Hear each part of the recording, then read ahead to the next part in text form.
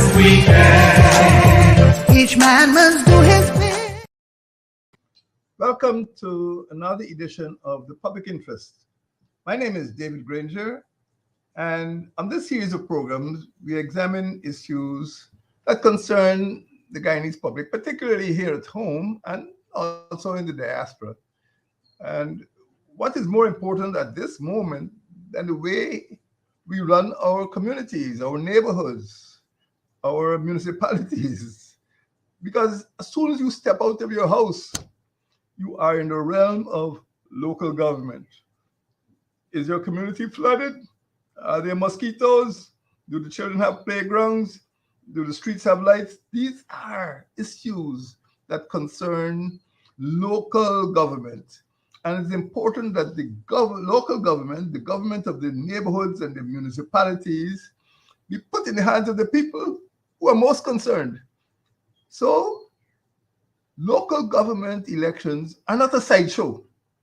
They are central to the way we live on a day-to-day basis, to every individual, to every household, to every constituency and every community. Local government is important. Local government elections are important. Let's make local government elections matter. As I said, it's not a sideshow. All of us need to be concerned because local government elections open opportunities for citizens to participate in government. Local government elections empower citizens to make decisions in their own interest. Local government elections bring about the decentralization of responsibility from the central government to democratic institutions at the municipal, neighborhood, and regional level through the councillors, the mayors, and the chairmen that they elect. So these are people that you know. This is not some faraway list. These are people you know in your neighborhood, people you've spoken to, people who walked around your community and know your problems with water, with drainage, with lighting, with crime and security. That is why local government elections are important. It gives citizens the opportunity to take control of their communities. It is not something to be bartered away. It is something to control. You make the decisions. This country, bigger than England and Scotland combined, this country cannot be governed effectively. It cannot be governed efficiently. And it cannot be governed equitably by one party or even by the central government. It is not a one-party state. It has never been and should never be. The Constitution recognizes that this country is too large, even though the population is small. The country is too large to be governed from Fort Street, Kingston. The Constitution prescribes the decentralization of authority and the devolution of power by dividing the country into 10 administrative regions. And those regions each have the authority to govern. So we're talking about a system which makes government work and avoids the pitfalls of one-party states. And this is not a one-party state. And we should not sleepwalk into allowing Guyana to become a one-party country. Some people talk about one Guyana. I believe in one Guyana. I don't believe in one-party Guyana. When we talk about the Constitution, this is not some abstruse parchment, some document far away. It comes right down. The same 1980 Constitution people like to criticize. It comes right down to you, the individual citizen. And everybody talks about Article 13. There's even a non-governmental organization which calls itself Article 13. What does Article 13 says? It says that the principal objective of the political system of the state is to establish an inclusionary democracy by providing increasing opportunities for the participation of citizens. and their organizations in the management and the decision-making process of the state, with particular emphasis on those areas of decision-making that directly affect their well-being. If your well-being is affected by flooding, this is the opportunity for you to speak out. If it's affected by poor street lights, if it's affected by poor schools, if it's affected by crime and accidents, if it's affected by delinquency and petty larceny, this is the opportunity for citizens and communities to speak out. The Constitution goes further. The Constitution says specifically that local government is a vital aspect of democracy. It shall be organized so as to involve as many people as possible in the task of managing and developing the communities in which they live.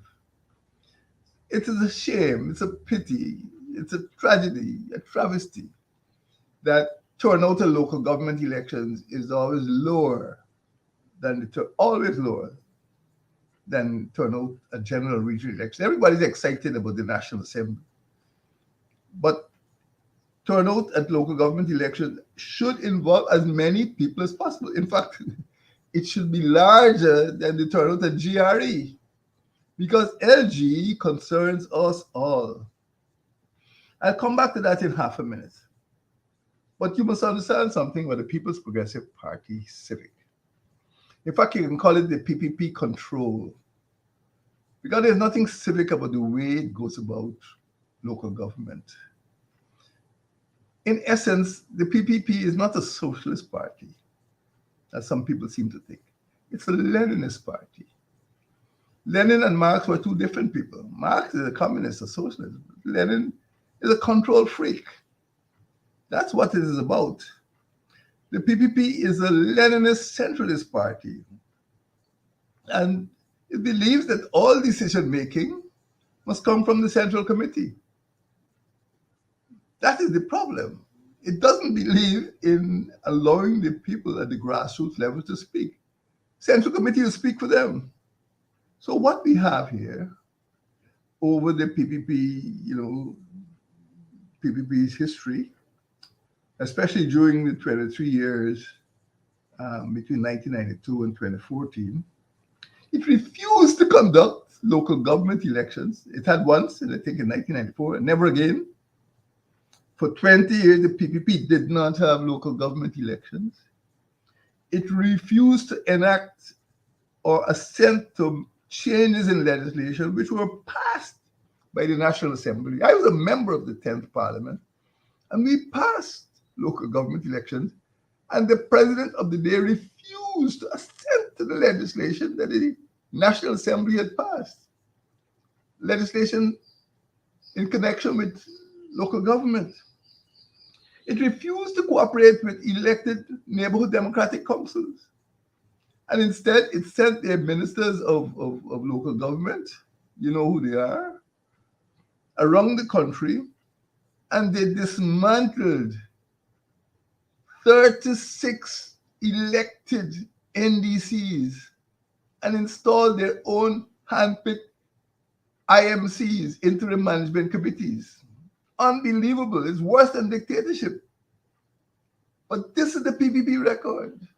It dismantled 36 elected, and if you go back to the record, you'll see people in Kwani, people in Port Kaituma, people in Lethem, picketing against the dismantling of their elected representatives, partying all around the country.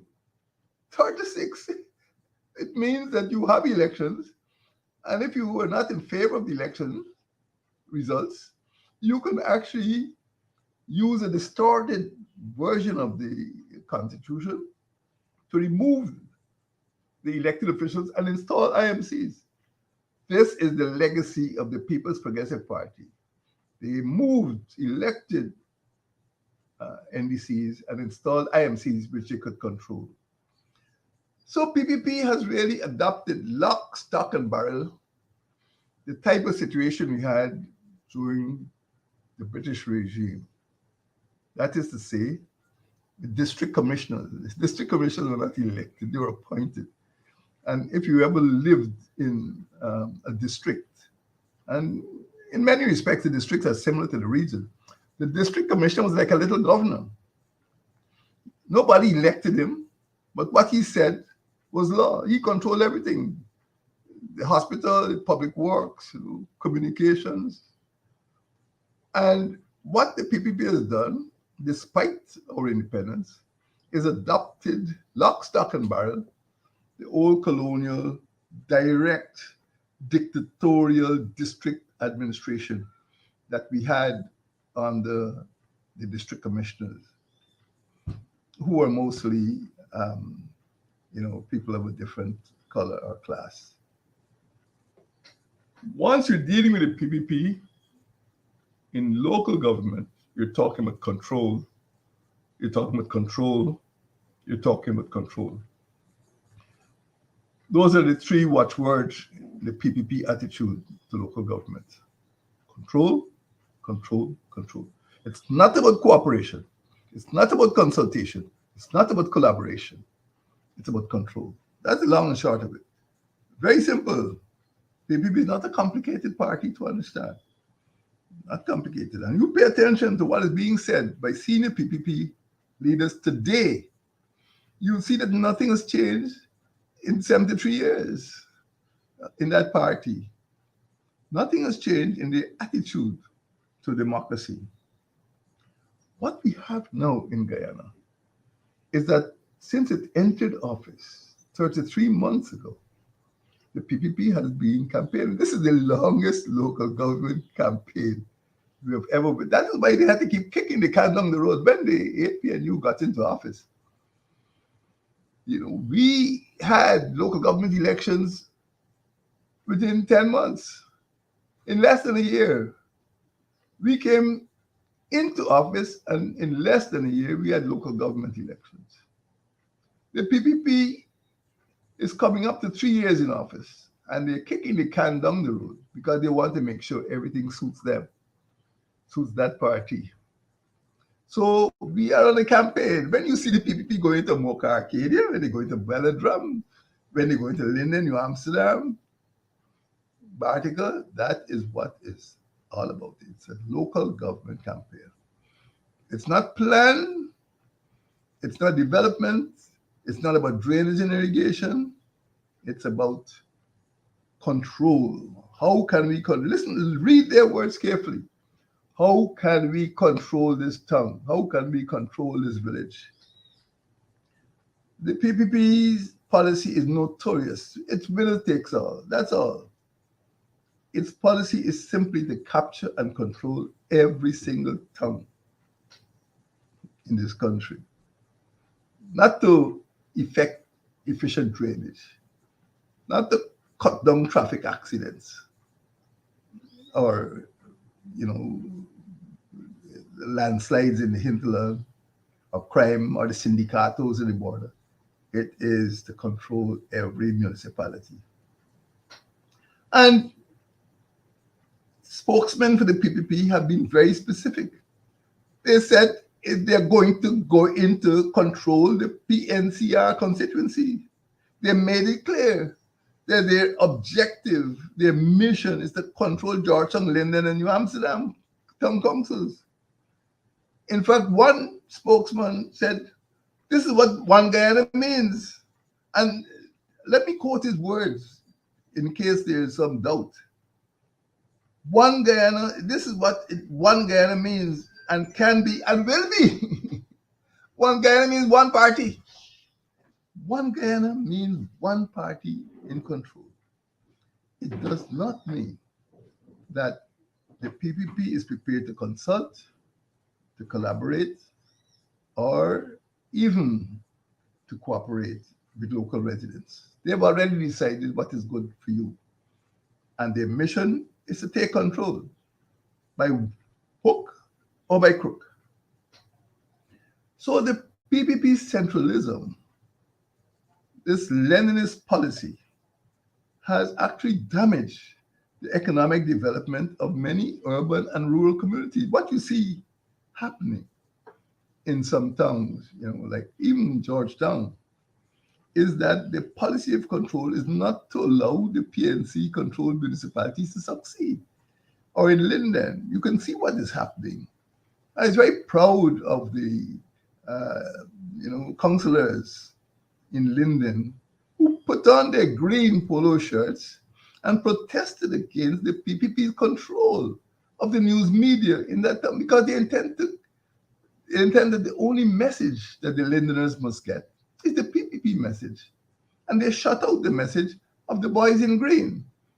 They're painting Linden in red. Look what's happening in New Amsterdam. They said specifically that this is a project. This is a picture of what one Guyana can be and will be.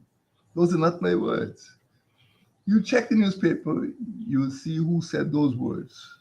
It's a project to show what Guyana can be and will be. One Guyana means control. When you look back, my friends, to the recent past, you'll see how badly damaged the economic development of some rural communities and urban communities has been since, in that period, 1992 to 2015. In some communities, airstrips, which are essential for services and supplies. Some remote communities cannot function efficiently without airstrips, but they received only minimal maintenance. Bridges and roads fell apart. Go back and look and see for yourselves. You'd see trucks going into the hinterland. Bridges were broken. Roads were washed away. The PPP had no interest in the development of those communities. Communities in the hinterland many of them were without water. It was the APNUFC which started a program of drilling wells in South Rupununi to alleviate the cyclical drought and floods in South Rupununi. We got the Brazilian army engineers to come in and start putting down wells. We were concerned about rural electrification and hinterland electrification. Drainage and irrigation infrastructure was underfunded. You can see what is happening now. The two worst floods in recent memories in 2015-2021 occurred under the People's Progressive Party. They did not believe in investing in infrastructure which could benefit those communities. They have other priorities. And still, infrastructure is underfunded. That is one of the reasons why we have repeated floods. Stellings. Everyone knows that the stellings were built during the colonial era. The old stellings at Wackenham and Legwan and Fort Island. And it is only when APNUFC got into office that we started to significantly rehabilitate those stellings. You can go to Bartica and see the work we've done. All of the stellings have to be rehabilitated. But that is not the main interest. That's the interest of the people in Bartica, people in Wackenham, the people at Fort Island. It's not the interest of the central government. They have different priorities. So we see that in many villages, which the PPP was not concerned about, they were starved of development funds. APNU declared National Day of Villages so that we can focus on the economic independence of those villages through micro and small enterprises, giving power to the people, to households. And that is why during the pandemic, we were able to trigger production at that level, the level of the household, the level of the community in the village. But that is not a big concern. They go after big projects. They want to grow roses. They want to grow hemp. They want to grow millets. We were concerned with growing food for ordinary Guyanese. That is what we envisage as food security. My friends, we come to the question of local democracy. This is what the elections are all about. Is it going to be dictatorship or democracy? Is it going to be domination or is it going to be you know, freedom of the residents to exercise their choice in electing councillors and mayors of their own and not have them imposed from by outside. That is one of the reasons. That is one of the reasons why we restored the opportunity for citizens to participate in local government elections because we believe in you. In 2016, 2018, we restored local government elections. So you could elect. It's not about winning or losing. It's whether communities could elect the people they want to govern their communities, to manage their local authorities, and to ensure that those representatives remain accountable to you, the citizens, and not accountable to Freedom House, not accountable to Fort Street Kingston, but you, the people who put them there. That is why we created 4 new towns, because we believe in democracy. Before that, let them.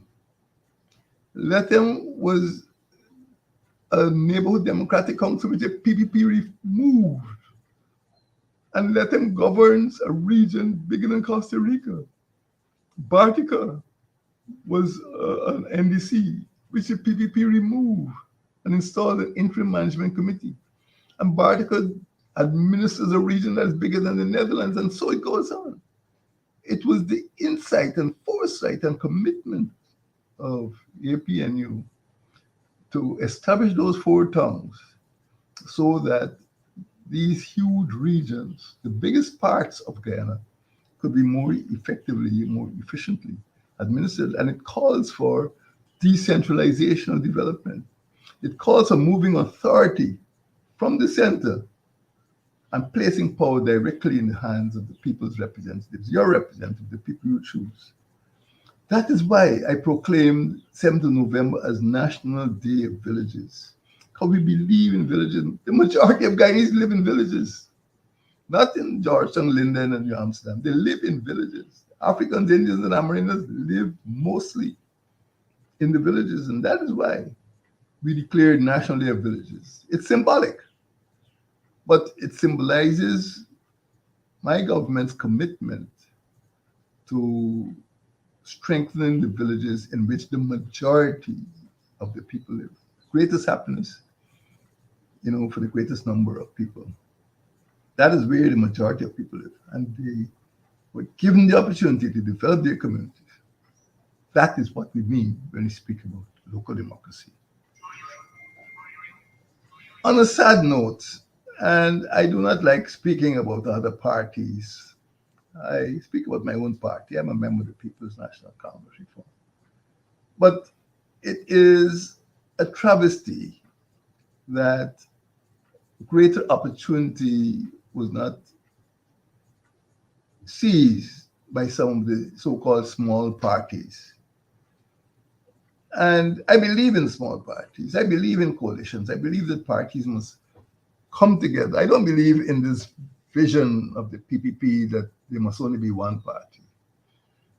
I believe in the coalition, and every group, every party must bring its own interests. That is why APNU had representatives from the Rukuni in GAP. We had representatives, Justice for All Party. We had representatives, from the PNC. We had representatives from the Working People's Alliance. Every party brought its own interests and priorities. Yes, we did ally ourselves with several small parties, but there are several small parties. No, they came together. They came out in 2020 to participate in general and regional elections. Unfortunately, some have disappeared. This is the moment. This is the moment when the small parties should have flourished because they represent specific economic and ethnic and geographic constituencies. No matter how small, it was an opportunity. Again, I don't want to criticize small parties. They have their own constitutions. But this is an opportunity for small parties to represent their constituencies. We have a new United Guyana analog We have Change Guyana. We have Federal United Party, Fed Up. We have Liberty and Justice Party.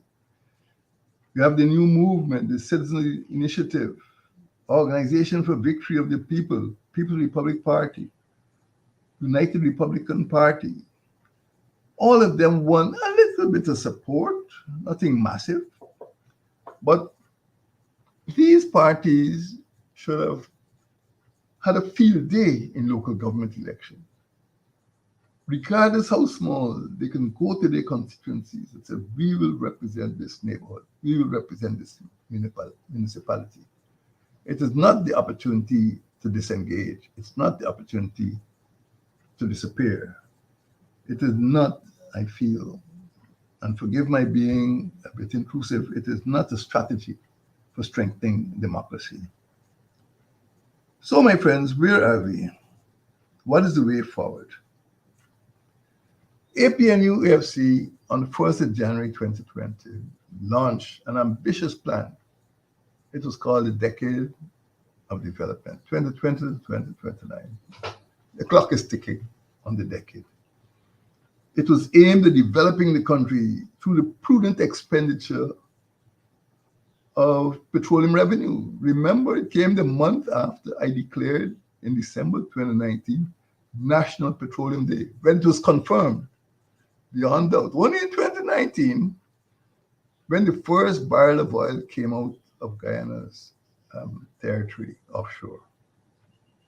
And the aim was, in this decade of development, to provide a good life. Every Guyanese. Its aim was to empower Guyanese in local government. Its aim was to energize economic expansion, to augment production in all fields, industrial and agricultural. Its aim was to extend education and healthcare countrywide. Its aim was to enhance employment opportunities for citizens so that every young boy or girl leaving school could look forward to satisfying employment. Its aim was to embark on enterprises at the village level to generate wealth, micro enterprises, small enterprises. That is what we mean. We had a plan. We could go to the constituency, we could go to the country in general and regional elections and local government elections and say, this is our plan to give you better and greater empowerment, to give you better economic development, better education, better employment opportunities, and better entrepreneurial development. We have a plan. We can take this plan to the people and say, do you want these things for your communities? Do you want these things for your constituencies? So we don't have to go into local government elections without a plan. We have a plan. And it was there since the 1st of January 2020. My friends, local democracy requires that local government should be a means to empower local authorities, the LAAs, the local authority areas, to manage their own affairs in accordance with citizens' choices. Local democracy, therefore, defies the notion that one party should capture strongholds and take control. These are the words of the PPP officials, not my words. Take control. They don't say cooperate. They say take control of every municipality and neighborhood. That is the mission. They're at war. They're at war with Guyanese communities. It is my view that local democracy must be used to prevent the domination of our towns and villages by one party, whatever they call themselves. It is my view that local government elections this year, as in previous years, is not about winning or losing. Only the people must win. They are a constitutional entitlement. They're not a favor by a political party. That is why APNU could hold local government elections constitutionally within 10 months of getting into office. It's your right, it's your entitlement. It's not a gift to the people of Guyana by a government. Townsfolk and residents, therefore, should use this opportunity to mobilize and organize themselves in order to determine their own destiny. This is not the time for disaffection. This is not the time for disengagement. These attitudes to treat local government as a sideshow could have costly consequences. Local government elections should continue the process of empowering the people, should continue the process of ensuring that every Guyanese could enjoy a good life. Thank you, and may God bless you.